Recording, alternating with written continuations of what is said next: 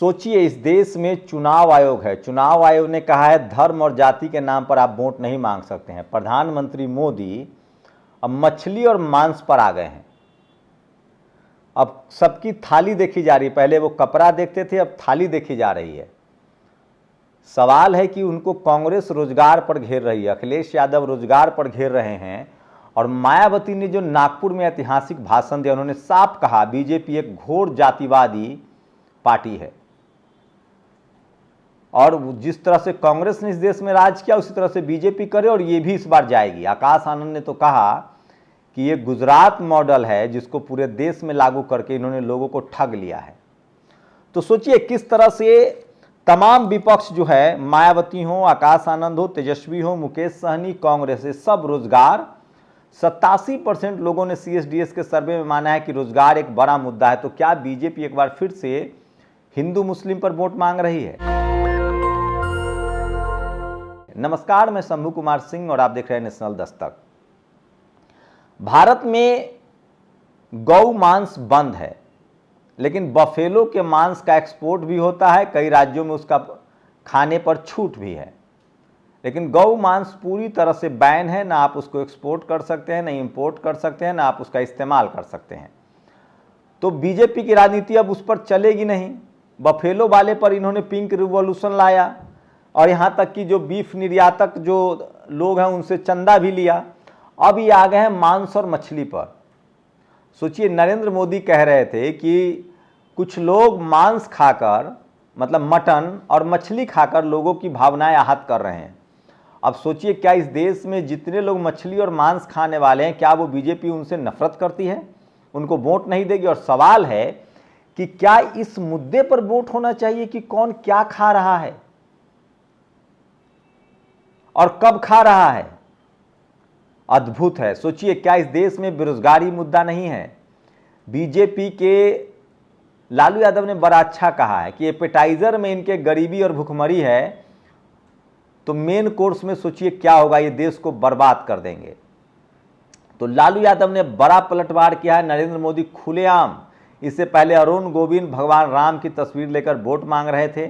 प्रधानमंत्री नरेंद्र मोदी ने राम मंदिर का इस्तेमाल दूसरे तरीके से करना शुरू किया है। वो कह रहे हैं रामलला टेंट में रहते थे, वो कह रहे हैं कि राम मंदिर का भी चुनावी मुद्दा था ही नहीं। तो सोचिए, घुमा फिराकर बीजेपी जो है वो धर्म के मुद्दे पर वोट मांग रही है। सवाल है कि इस देश में दलित, पिछड़े, आदिवासी, अल्पसंख्यक किसानों का क्या होगा? जिनका पेट भरा हुआ है उनका तो भजन चल रहा है। जब पेट भरा हो तभी भजन होता है।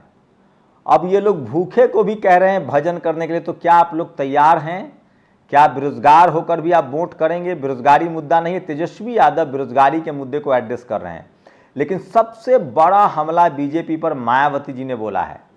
सोचिए, मैं बताऊंगा एक एक ट्वीट उनका। नागपुर की पहली रैली में उन्होंने 2024 के चुनावी आगाज किया नागपुर में, और पहली रैली में बीजेपी को घोर जातिवादी और गरीब विरोधी पार्टी कहा है।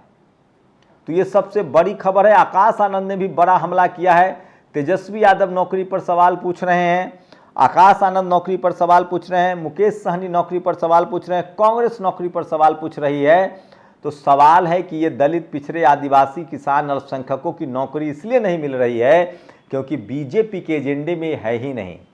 और मैं सच कहूं तो RSS के एजेंडे में नहीं है, और इस देश में सवर्ण समाज के भी एजेंडे में नौकरी नहीं है। नहीं तो उसके तमाम पत्रकार जो सवर्ण समाज के बुद्धिजीवी हैं, पत्रकार हैं, नेता हैं, वो बोलते जाति जनगणना हो, नौकरी हो, सरकारी स्कूल हो, सरकारी अस्पताल हो, इनके एजेंडे में ही नहीं है। तो ये आज की तमाम बड़ी खबरें हैं, और चुनाव की मोटा मोटी सबसे बड़ी खबर है। तो सोचिए, क्या एक बार फिर से पोलराइजेशन किया जा रहा है हिंदू मुसलमान के नाम पर? और क्या SC ST OBC किसान अल्पसंख्यक तैयार है? आप लोग अपनी प्रतिक्रिया दीजिए। भाजपा वाले राशन का झोला लेकर वोट मांगने आए तो उनके मुंह पर झोला फेंकना, उनसे पूछना क्या राशन के लिए 10 साल सरकार दी थी, कहां है रोजगार? आकाश आनंद ने ये मारक हमला किया है। नया तो BSP सुप्रीमो मायावती जी ने क्या कहा है वो भी बताऊंगा। एक गरीब आदमी ने जूता चुरा लिया तो नेशनल मीडिया ने खबर बना दी, उसका वीडियो वायरल कर दिया। सोचिए, एक जूता चोरी को, लेकिन इलेक्ट्रोल बॉन्ड जैसा बड़ा घोटाला हो गया तो किसी न्यूज चैनल के मुंह से बोली नहीं निकल रही। मेन स्ट्रीम भारतीय मीडिया का घटिया और जन विरोधी है। नेहा राठौर लगातार हमलावर हैं और ये तमाम बड़ी खबरें हैं जो आपको जानना चाहिए। 2 मई 2020 को मेजर अनुज सूद आतंकियों के चुंगल से लोगों को छुड़ाते वक्त शहीद हो गए। अब महाराष्ट्र सरकार कह रही कि शहीद की विधवा को लाभ देना संभव नहीं है। तो सोचिए, अब शहीद की विधवा को भी लाभ नहीं देगा। महाराष्ट्र में बीजेपी एनसीपी की सरकार है और शिवसेना की, जो टूटी हुई शिवसेना है। बीजेपी ने राम मंदिर बनाया, अच्छी बात है, लेकिन जब बाबरी मस्जिद बनेगी तो बसपा मुसलमानों के साथ खड़ी होगी। आकाश आनंद ने अब खुलकर लाइन लेना शुरू कर दिया है। दलित, पिछड़े, आदिवासी, किसान, अल्पसंख्यक की बात कर रहे हैं।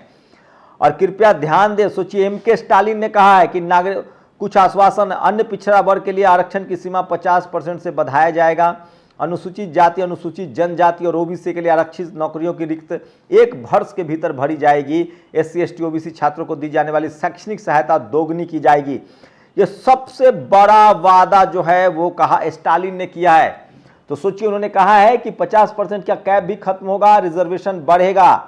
और मोदी क्या कह रहे हैं, सोचिए, दलित, पिछड़े, आदिवासी नेता नौकरी की बात कर रहे हैं। सावन के महीने में मटन पकाकर उसका वीडियो पोस्ट करके लोगों को चिढ़ा रहे हैं। नवरात्र में मछली खाते हुए वीडियो पोस्ट करके लोगों को भावनाओं को चिढ़ा। सोचिए, तमाम बहुजन समाज के लोग मांस मछली खाते हैं और उनका पेशा भी है। भेड़ बकरियां हम पालते हैं, भैंस हम पालते हैं, मछलियां हम पालते हैं, मछलियां हम पकड़ते हैं। सोचिए, इस देश के बहुजनों को लाचार, बेबस और उनके पेट पर लात मारा जा रहा है। तो ये अब खाने की राजनीति करने लगे हैं नरेंद्र मोदी। सवाल ये है कि जो लोग नरेंद्र मोदी के साथ हैं, दलित, पिछड़े, आदिवासी, उनसे भी सवाल पूछे। एक सजाप्ता जो कोर्ट से जमानत पर है, जो एक मुजरिम है, कांग्रेस के लोग उसके घर जाकर सावन के महीने में उनके घर मटन पकाते हैं और लोगों को चिढ़ाने के लिए उसका वीडियो पोस्ट करते हैं। लालू यादव के लिए इस तरह की भाषा इस्तेमाल कर रहे हैं। मैं फिर कह रहा हूँ, इस बार वैशाली भी वोट करेगा जो लालू यादव को चारा चोर कहते हैं।